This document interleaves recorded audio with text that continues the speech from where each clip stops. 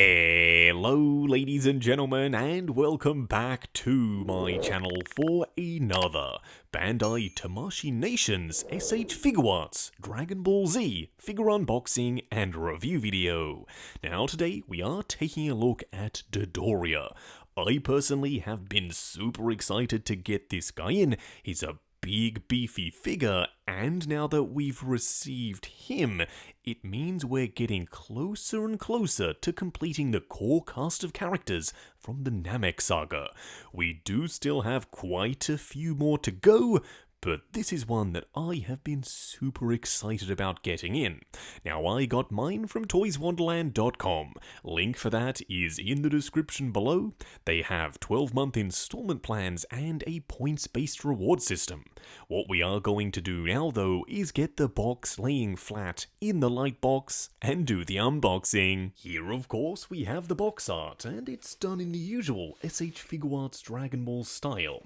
An open window showcasing Dodoria inside, but funnily enough, the image they've chosen for the front of the box actually covers up most of the window anyway. Bit of a weird choice. We do of course have that huge image of the figure, a couple more done in a silhouette style on the side, and then a ton more on the back, including a shot of the upcoming Zarbon, which you bet I'm super excited about. Now, Dodoria, as you can very clearly see, is a big hunk of plastic. I'm a huge fan of these big, beefy S.H.Figuarts releases, and it does give you a bunch of different sizes and scales of characters in your display.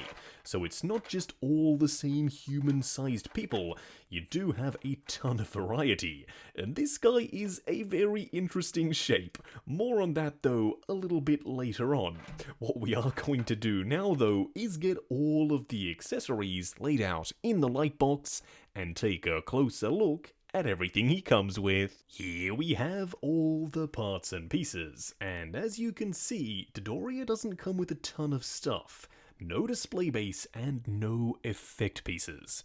Now I totally understand, this guy's an all new mold, you want to keep costs as low as possible, but please, Bandai, if you're making premium Dragon Ball figures, effect pieces I think are a must. Now, starting off with the Dragon Ball first, it's done in a similar style to the recently reviewed Frieza. It's got this cloudy metallic orange look to the main section of the Dragon Ball, and of course 7 stars printed on the front. Now I was correct, these are Namekian Dragon Balls because they are a little bit larger.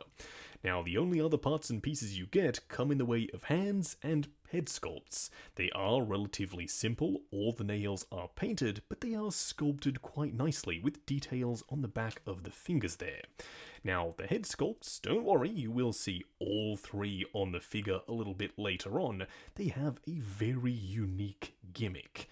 It's one that I really like and I hope to see going forward. You can actually remove his ear and peg in his scouter.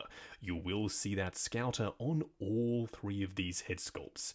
Do let me know which one you think is the most Dodoria out of the 3 and which one you would go for in your display. The scouter itself is relatively simple. It's got a peg on one side so it pegs into his ear and then a translucent green section for the screen. This, I'm pretty sure, is the most detailed thing that actually comes included with him in terms of paint applications. White paint, some orangish brown, and also the grey around the main section, plus this translucent green for the visor. Everything else on the figure is kind of already cast in the colour of plastic that you see it in. What we are going to do now though is get Dodoria himself out here and take a closer look. Here we have him standing straight up and down in the light box, no crazy poses or accessories or anything like that, and for the most part I am very happy with how Dodoria turned out. Let's be honest, this is no easy feat to accomplish in action figure format, seeing as though the character is such a weird and wacky shape. They have to take someone rather short but rotund and add a ton of articulation in. this could have gone horribly wrong. But I'm pleased to report that, at least in my opinion, this guy turned out very well. Now, he's not perfect, and we do have a couple of things to discuss. We'll do that in just a second.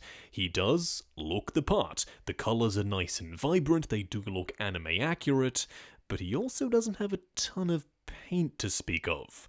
What we are going to do now, though, is take him off the rotating turntable, punch in, and take a closer look at the details. Here we have him, up close and personal. Now in just a second we will be popping on the other two head sculpts, cause I'm pretty curious to see which one is going to end up being my favourite. But for now, this one looks great. It fits on the body, there are parts and pieces in the neck to hide what would otherwise be unsightly gapping. Everything looks very seamless.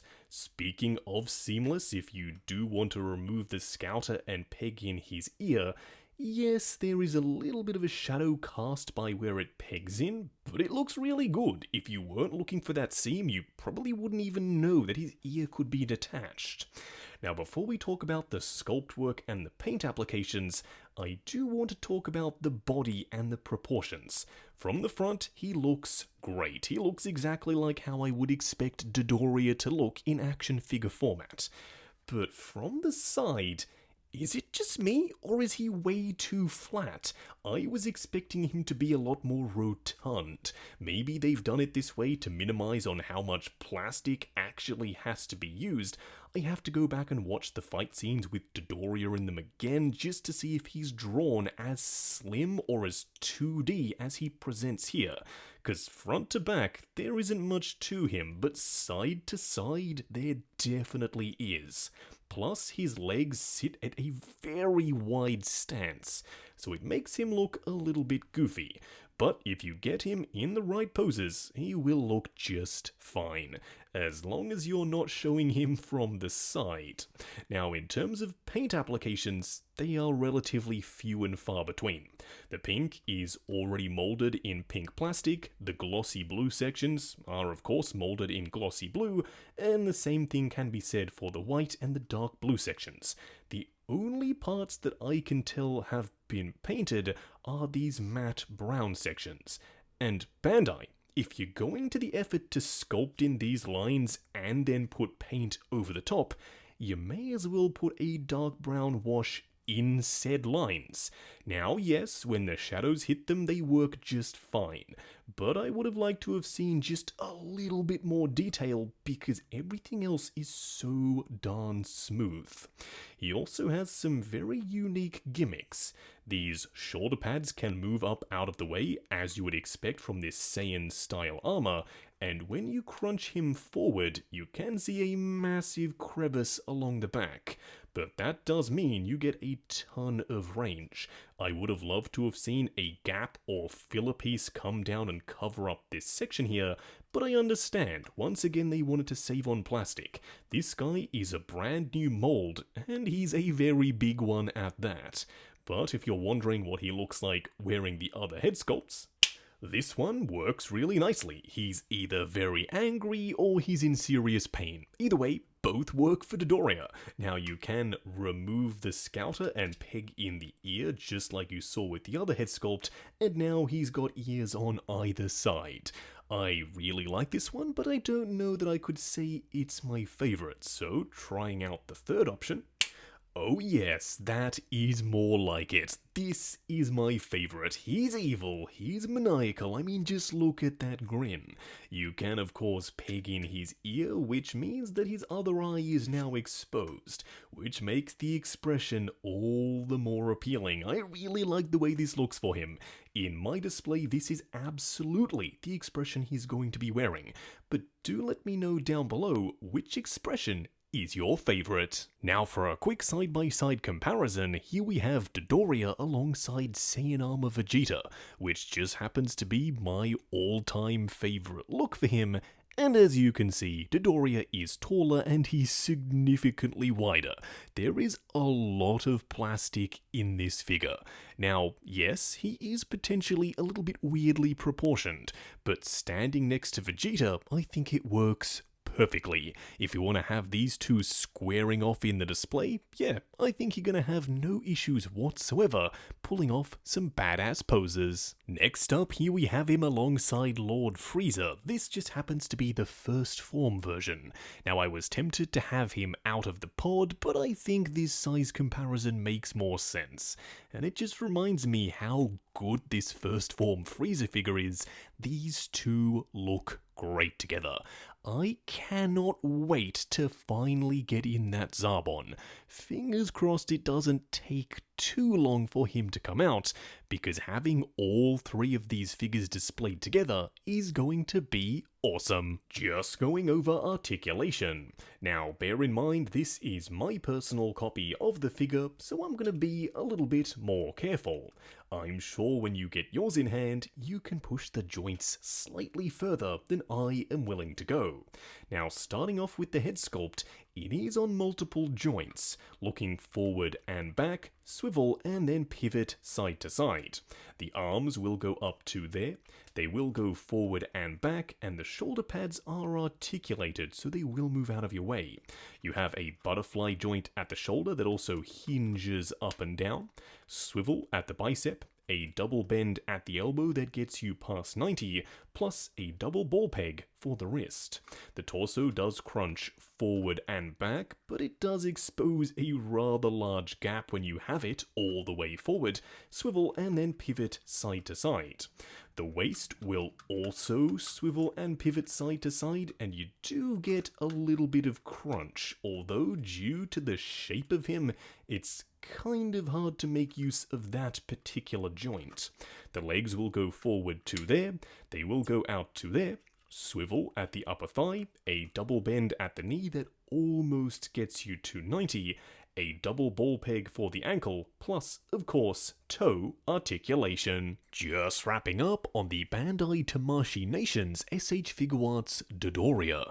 Now, going into this, I told y'all, I was pretty darn excited. I love unique looking characters, and when they're translated into action figure format well, it makes me very happy. And that's exactly what we have here.